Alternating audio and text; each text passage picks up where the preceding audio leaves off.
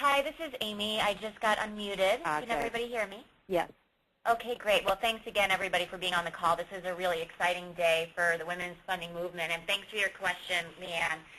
There are a few ways that women's funds can get engaged in this issue, and one is through direct advocacy. So local, state, and federal legislation, we can use our voices as women's funds and engage our constituencies to advance policies that are creating opportunity for women in the green economy. And Women's Funding Network is working with our partner organizations like Green for All, and we'll be working with WOW to identify issues on the federal, local, state, and level that women's funds can engage in. So stay tuned, and we'll be having some follow-up calls and webinars to let you know what's going on the ground in your communities.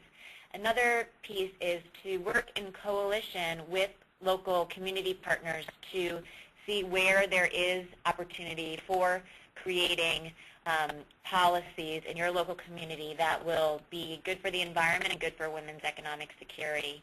Another piece is to look into strategic grant making in this area. So are there programs in your area like Chicago Women in Trades that are working on job training to help women enter this field and and in turn gain greater economic security? And if not, are there folks that are working in job training that you could work with to see if that's an area that they'd be interested in adding to their program areas? And then the last piece is to spread the word. And as women are uniting in some messaging, and I think that it's critical for us to raise public awareness about the importance of this issue. Working with women to get that message out. And also right now there's a toolkit on the website that we all members of and participants in this call can check out that has a sample editor. When we have an opportunity to get an op-ed placed maybe in our local communities or schedule public events to raise awareness about this issue, include talking points about this issue in your e-newsletter and other communications to your constituencies and donors, raising awareness about this issue and this great opportunity for lifting women and their families up out of poverty, a great first. And Women's Funds can stay tuned, as the Women's Funding Network will be in touch soon along with our lead partners in WESC to help connect you with work that's going on the ground. Thank you, Amy. So I know that we are over time, but since we started a moment late, we're just going to take one more question. And I would like to turn now to Phaedra Ellis-Lampkins. We got a question from a non-identified audience member who asks about what are the real possibilities of green jobs being good jobs and not just sort of entry-level jobs, or your thoughts about that? I think it's important to note that green jobs won't be good jobs just because when they're created. And our job is to make sure that they are good jobs. And so it means that policies like the green construction career ladders will be important, policies that set wages, policy about who actually gets those jobs is critical.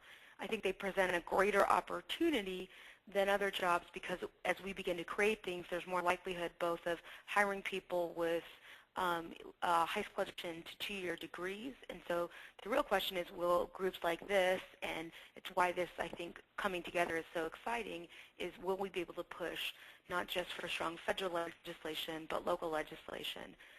The thing that's been, most inspiring to me is, we've been partnering with the National Building Trades and other organizations. And I think this moment is one in which people are willing to be bolder than they have, and the administration is committed to making sure that the policy is inclusive. But it is important to note they won't be good jobs just because they get created. May I add something? This is Joan. I think it's important when you start looking for green jobs, you look at those jobs that are part of a larger career path. And you can find that out, for instance, if you are going through an apprenticeship program or an initial program with the unions, they offer career paths much more than individual private employers can. Jobs like weatherization, depending on where they are situated in the larger economy, can either be dead-end jobs or they can be preparing you for other jobs. So it's important for you to look at what is your labor market in your local area, what are the high growth jobs, and then the different paths to getting to those which are also green jobs. Great. I was just going to say that if you go to our website, we also provide a lot of this information, and the thing that's going to be critical is that people pay attention to the recovery funds as they come into their community, because some of those funds are actually targeted to creating these type of jobs, and so there's a real opportunity. Great. Thank you all so much. And I know that there are many folks we were unable to get to your questions, so rest assured we will pass those on to the panelists so they can get back to you directly if I already haven't gotten back to you directly. And I want to encourage that if you want to communicate with us, if you have other questions, please do email us at info@womenseconomicsecurity.org. Shelley. Thank you. Thank you for everyone for engaging with us today. We are so excited that we had such great participation, and thank you to our panelists and to our partner at Wider Opportunities for Women. Again, please visit our website. Please take a look at our policy brief, and please pass it along. And if you don't have a relationship with your Women's Fund in your community, please reach out to them. And we'll be in touch with our upcoming briefs on welfare reform and the Child Care Development Block Grant, and then on the Workforce Investment Act.